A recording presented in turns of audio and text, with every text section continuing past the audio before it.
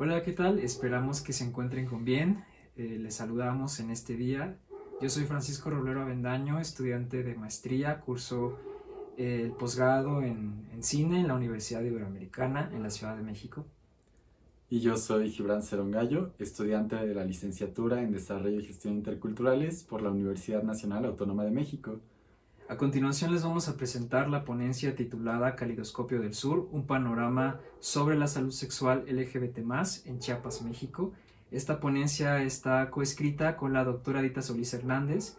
Ella es una profesora investigadora en la Universidad Autónoma de Querétaro. Esta propuesta parte de la indagación sobre el funcionamiento de las instituciones de salud dedicadas, entre otras cosas, a salvaguardar los derechos de la salud sexual en Chiapas. Esta investigación recopila una serie de datos estadísticos, principalmente fundamentados en el diagnóstico de la atención a personas LGBT en Chiapas, realizado por la Fundación Arcoiris por el respeto a la diversidad sexual AC en el año 2017. Este estudio, esta indagación de datos, está financiado por el Instituto Nacional de Desarrollo Social, INDESOL, aquí en México. Y bueno, lo que presenta este estudio es básicamente una serie de encuestas a la población LGBT más en Chiapas acerca de distintos factores, entre ellos demográficos, básicamente como pues en qué condiciones viven, ¿no?, la población LGBT. Lo que nos interesa aquí es centrarnos en particularmente el sector salud, ¿no?, en ámbitos de salud. Este diagnóstico se realizó a unas 108 personas pertenecientes a la comunidad LGBT+. Según este diagnóstico, el 26.85% de la población LGBT asegura que pues, no cuenta con servicio de atención médica. Gran parte de las personas encuestadas aseguran que el personal médico no está capacitado para atenderles de una manera especializada.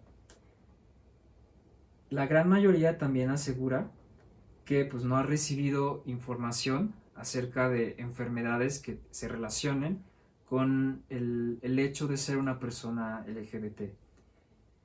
Y más de la mitad de las personas encuestadas dicen conocer a alguien que ha sido víctima de discriminación en los espacios de salud por preferencia sexual o identidad de género. Esto nos presenta, digamos, un panorama que nos permite entender, en términos generales, pues que existe un rezago en términos de acceso a los servicios de salud y la calidad de los mismos. Para esto retomaremos el concepto de hábitus propuesto por Pierre Bourdieu, el cual entiende como el capital acumulado que se aprende y reproduce en los dos sentidos de la palabra, las prácticas de los individuos, específicamente aquellas que rigen la sexualidad y el género de las personas. De la misma forma, retomaremos el concepto de violencia simbólica propuesto por el mismo Bourdieu y Jean-Claude Passeron, que significa la imposición de significaciones legitimadas de forma disimulada, invisible y subterránea en la relación dominadores-dominados como producto de ese hábitus. Los objetivos que pretendemos cubrir con nuestra investigación serán la visibilización de un fenómeno, el análisis estructural del mismo y su problematización. Es pertinente colocar la lupa en la violencia simbólica ejercida por los agentes que integran las instituciones de salud, que sería la parte dominadora de la violencia simbólica, y la disidencia sexual, que sería la parte dominada, para así reflexionar el acceso a la salud de calidad como un derecho humano en camino a la conformación de la sociedad progresista. Nuestra hipótesis consiste en que la función constitucional y objetiva de las instituciones de salud pública se ve contrapuesta con el hábitus de los agentes que las componen. Mediante la observación participante y la revisión de los datos estadísticos, se indagó sobre las condiciones actuales de los servicios de salud en el Estado. Posteriormente, se realizó una investigación bibliográfica para conceptualizar y problematizar el fenómeno observado en términos de violencia simbólica. Estas técnicas de investigación permiten no solo dimensionar el hecho, sino complejizarlo y analizarlo desde una perspectiva distinta. En nuestra investigación realizamos una serie de indagaciones en torno a cómo operan los servicios de salud en Chiapas. Es importante decir que en México se cuentan con clínicas especializadas denominadas Capacits que circulan de manera ambulatoria en todo el país. En el caso de Chiapas se cuenta con 2 clínicas Capacits. Estas clínicas están diseñadas y realizadas con el objetivo de brindar atención médica a población LGBT+, principalmente atender a personas que viven con VIH, darles tratamiento antirretroviral, atención psicológica, entre otras cosas, como atender infecciones o enfermedades de transmisión sexual. Y entonces estas clínicas justo responden a la necesidad de cubrir a quienes no cuentan con acceso a otros servicios de salud, ¿no? Como los que te proporciona un trabajo. De manera general, los Capacits a los que nos acercamos en Chiapas presentan una serie de carencias en torno a los medicamentos con los que cuentan antirretrovirales, así como las pruebas de VIH que pues en el centro de la República existen pruebas de 4ª generación que son las más avanzadas, que te detectan una presencia del virus en unas 3 o 4 semanas después del posible contagio.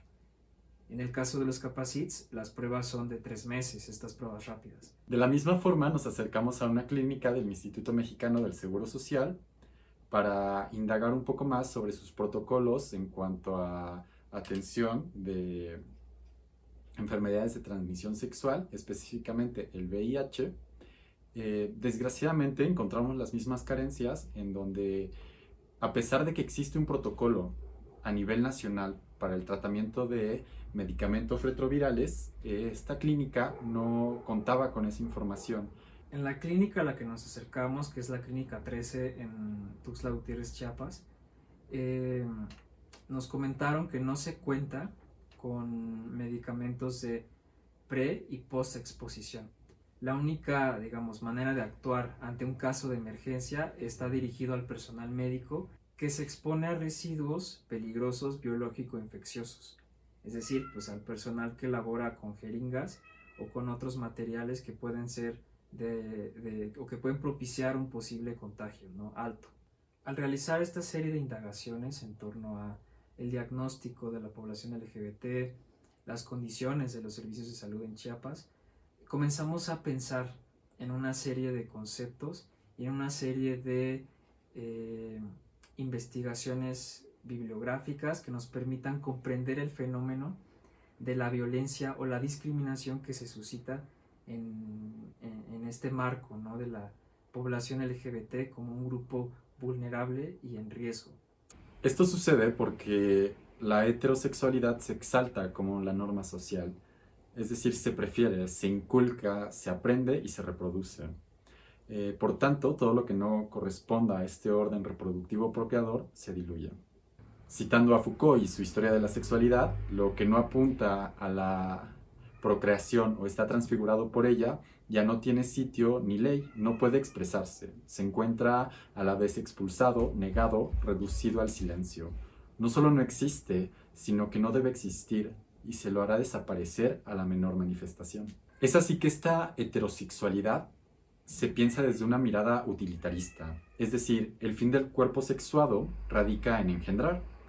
Entonces el sexo se convierte principalmente en un conductor para este fin. De la misma forma, Bourdieu expone la condición masculina como un deber ser que se impone como natural, como indiscutible, la cual conduce el comportamiento, la manera de actuar y pensar. En este sentido, lo esperado de los hombres está sujeto a la misión de negar la feminidad. En palabras del autor, una especie de miedo a lo femenino. Por el contrario, las mujeres aparentemente hallan su virtud en la sumisión, vulnerabilidad y el silencio. Estos sistemas conformarían el hábitus, mismo que es entendido, representado y esperado por los actores de las instituciones de salud. La disidencia sexogenérica se contrapone con esta forma de capital cultural, teniendo por consecuencia un acto de violencia simbólica que transgrede la función constitucional y objetiva de las instituciones, la cual consiste en salvaguardar los derechos a la salud de calidad. Y esto no es gratuito, pues empezando por la Organización Mundial de la Salud, que define el concepto de salud como un estado de completo bienestar físico, mental y social, y no solamente la ausencia de afecciones o enfermedades, nos dice que el goce del grado máximo de salud que se pueda lograr es uno de los derechos fundamentales de todo ser humano sin distinción de raza, religión, ideología política o condición económica o social. Dentro de la Constitución Política de los Estados Unidos Mexicanos, el artículo 4 establece que toda persona tiene derecho a la protección de la salud y que la ley misma definirá un sistema de salud para el bienestar con el fin de garantizar la extensión progresiva, cuantitativa y cualitativa de los servicios de salud para la atención integral y gratuita de las personas que no cuenten con seguridad social.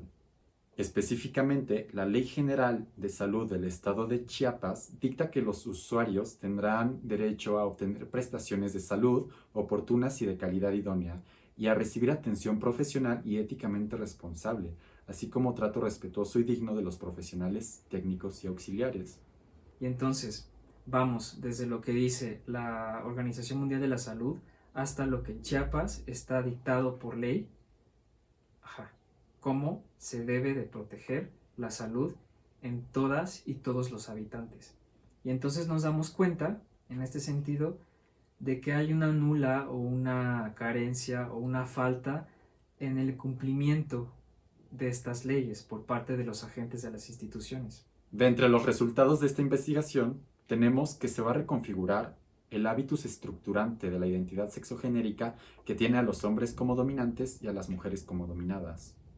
Ahora, en el paradigma contemporáneo, ya no solo los hombres son la parte dominante de este hábitus, sino que es el paradigma cisgénero heterosexual, y en contraparte, los dominados sería la disidencia sexogenérica. Como consecuencia, la violencia simbólica pasa a invalidar, silenciar y minimizar toda identidad contrapuesta y configura un deber ser de hombres y mujeres cis-hetero sujeto a una constante reafirmación. En este sentido, la violencia simbólica se configura a partir de este nuevo hábitus.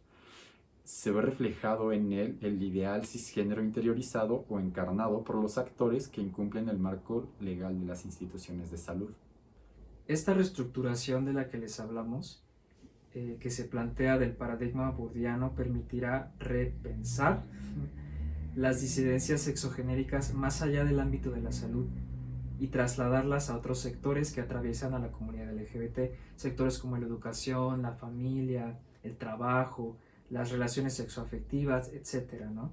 En las que el hábitus aquí propuesto impone estructuras y relaciones de poder que generan sistemas de violencia. Esta estructura de violencia simbólica se perpetúa por tres elementos. Uno que ya mencionamos, los actores de las instituciones que de alguna forma ejercen esta violencia simbólica, y también otros dos elementos más. El Estado, que por un lado invisibiliza, ignora esta violencia suscitada, y por otro lado también la población LGBT+, que como parte dominada perpetúa, permite esta violencia ejercida. Hay un marco legal que no se está cumpliendo, y entonces es importante poner lupa, visibilizar, escudriñar, indagar en qué es lo que está pasando, qué es lo que hace que yo, como población LGBT+, si acudo a una institución de salud, recibo malos tratos, recibo discriminación, o en su caso no cuento con acceso a un seguro. Entonces es un problema sumamente pertinente del que debe de hablarse y del que debe de indagarse más. Le agradecemos a la mesa Sentido Humano, Trascendencia e Impacto en la Historia, Desarrollo del Ser Humano como Humano. Les agradecemos a ustedes por habernos regalado un poco de su tiempo y esperamos que sigan disfrutando las demás ponencias. Un saludo desde México y que pasen un excelente día. Gracias.